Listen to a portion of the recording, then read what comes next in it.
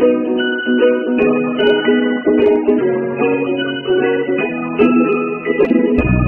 mga guys, so ngayong araw nga po pala ay magluluto tayo ng kamuting kahoy mga guys.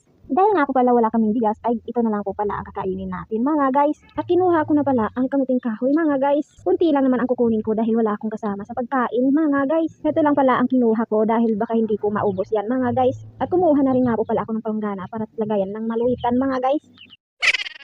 Tara, simulan na natin sa pagbabalat ang kamuting kahoy mga guys.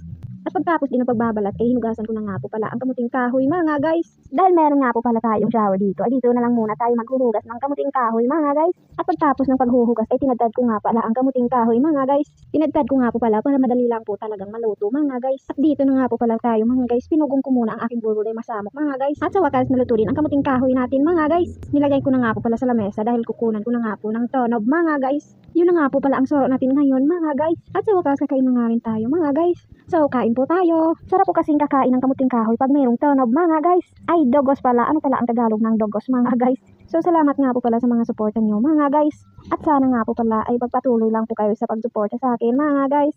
God bless po. At yun lang naman po ang content ko mga guys. So thank you for watching. Bye bye.